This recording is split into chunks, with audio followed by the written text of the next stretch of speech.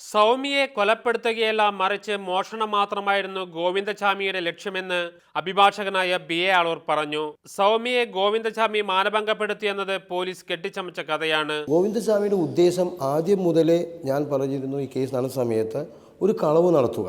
ഈ റേപ്പിലുണ്ടായ രേഖകളെല്ലാം ഫാബ്രിക്കേറ്റ് ചെയ്തതാണ് എന്ന് തന്നെ പറയേണ്ടിയിരിക്കുന്നു. മുംബൈ, പനവേൽ ഭാഗങ്ങളിൽ മയക്കുമരുന്ന് കേസുകളിൽ പിടിയിലായവരാണ് ഗോവിന്ദചാമിയുടെ കേസ് തന്നെ ഏൽപ്പിച്ചതെന്നും ആളൂർ വെളിപ്പെടുത്തി. ഗോവിന്ദചാമി ട്രെയിനിൽ കളവ് മാത്രമല്ല, ഈ പറയുന്ന പോലെ മയക്കുമരുന്ന് അങ്ങനെയുള്ള വസ്തുക്കൾ വിൽക്കുന്നു. അങ്ങനെ മയക്കുമരുന്നുമായി ബന്ധപ്പെടുന്ന പലരും ബോംബെയിലുമായിട്ടും തമിഴ്നാട്ടിലുമായിട്ടും പലരും ഉണ്ടായിരുന്നു.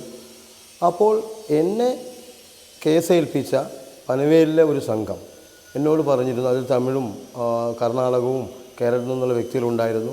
അവർ പറഞ്ഞു, ഇങ്ങനെ ഒരു സംഭവം കേരളത്തിൽ നടന്നിട്ടുണ്ട്, വക്കീലിന് ഹാജരാകാൻ സാധിക്കുമോ? പക്ഷേ കേസ് ഏൽപ്പിക്കുമ്പോൾ തന്നെ അവർ നമ്മളോട് പറഞ്ഞിരുന്നു, മറ്റു പല കേസുകളെ പോലെ തന്നെ, ആരാണ് ഈ കേസിൻ്റെ പിന്നിൽ എന്നുള്ള കാര്യം ആരോടും പറയരുത് എന്നുള്ള ഒരു സംഗതി. ഗോവിന്ദചാമിക്ക് വേണ്ടി ഹാജരായതിൽ യാതൊരു കുറ്റബോധവുമില്ല. ഗോവിന്ദചാമിയുടെ കേസേൽപ്പിച്ച മയക്കുമരുന്ന് മാഫിയ മുംബൈയിൽ ഇപ്പോഴും സജീവമാണെന്നും അദ്ദേഹം പറഞ്ഞു. Jason, Mathrubhumi news, Thrissur.